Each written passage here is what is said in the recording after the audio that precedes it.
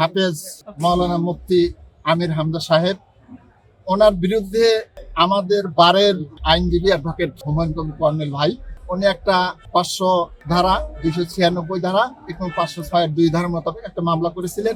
ওই মামলায় সমন হওয়ার পর আমাদের মাননীয় জাতীয় সংসদ সদস্য মুফতি আমির হামজা সাহেব মহামান্য সুপ্রিম কোর্টের হাইকোর্ট বিভাগে গত 27/4/2026 তারিখে গিয়েছিলেন এবং মহামান্য হাইকোর্ট মিস কেস 2809/2026 মূলে ওনাকে জামিনটা বেল বন্ড ফাইন্যান্সিং করে এবং স্থায়ী জামিন দেওয়ার জন্য নির্দেশনা দিয়ে বিজ্ঞ সিজিএম কোর্ট সিরাজগঞ্জকে নির্দেশ দেন। মহামান্য হাইকোর্টের নির্দেশ মোতাবেক আজকে আমরা বিজ্ঞ চিফ জুডিশিয়াল ম্যাজিস্ট্রেটে স্বেচ্ছায় এসে আমরা বেল বন্ড ফাইন্যান্সিং করি। পরবর্তীতে অনুরোধ করে বিজ্ঞ সিজিএম স্যারকে বলে চৌহালি, যেহেতু মামলাটা দায়ের হয়েছিল চৌহালি আমলি আদালতে, সেই মামলা একটা স্থায়ী জামিনের প্রার্থনা করলে বিজ্ঞ আদালত সেটা সন্তুষ্ট হয়ে স্থায়ী জামিনটা কনসিডার করে। ওনার বিরুদ্ধে আরেকটা মামলা হয়েছিল, সেই মামলায়ও সমনপ্রাপ্ত হয়েছিল, সেটা বাদী ছিল শামীম খান।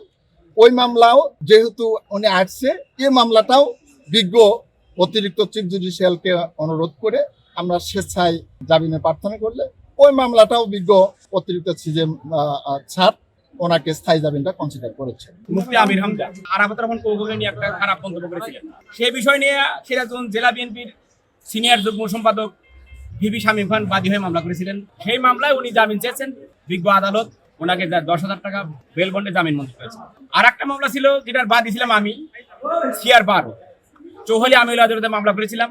উনি মহামান্য হাইকোর্টে গিয়ে জামিন নিয়েছেন। মহামান্য হাইকোর্ট 8 সপ্তাহের জামিন দিয়েছিল, আজকে শেষ তারিখ। উনি চিফ জুডিশিয়াল ম্যাজিস্ট্রেট কোর্টে বেল বন্ড ফার্নিশ করেছেন এবং ওই মূল মামলাতে উনি আজ চৌহালি আমলি আদালতে জামিন চেয়েছেন। বিজ্ঞ আমলি আদালত 10,000 টাকা জামানতে জামিন মঞ্জুর করেছে। চিফ জুডিশিয়াল আদালত বেল বন্ড ফার্নিশ করেছে এবং চৌহালি আমলি আদালত ওনার জামিন মঞ্জুর করেছে। আর এই মামলাটা ছিল জনাব ইকবাল হাসান মাহমুদ রুকু ভাইকে নিয়ে উনি অশালীন মন্তব্য করেছিল, সেই প্রেক্ষাপটে এই মামলাটা হয়েছে। আমার মামলাটা চৌহালি আমলি আদালত। দুইটা মামলা কি একই কোর্টে ছিল? না, একটা ছিল সদর আমলি আদালত, একটা চৌহালি আমলি আদালত। জামিন হয়েছিল স্বামী সদর আমলি আদালত এবং চিফ জুডিশিয়াল তো ওটা হলো হাইকোর্টের বেল বন্ড আদেশ মোতাবেক বেল বন্ড ফান্ডেশনের জন্য চিফ জুডিশিয়াল ম্যাজিস্ট্রেট আদেশ হলো চৌহালি আমলি আদালত, সদর আমলি আদালত। সিআর 12 চৌহালি আমলি আদালত, সিআর 89 সদর আমলি আদালত। মামলার পরবর্তী তারিখ কবে? দুই মামলাতে তার পারবেন না। সদর আমলি আদালতে বিচার জি, সদর আমলি আদালতে বিচার ছিল সুমন কুমার কর্মকার, আর চৌহালি চৌহালিতেও সুমন কুমার কর্মকার, একই বিচারক দুটি আদালতের মামলা পরিচালনা।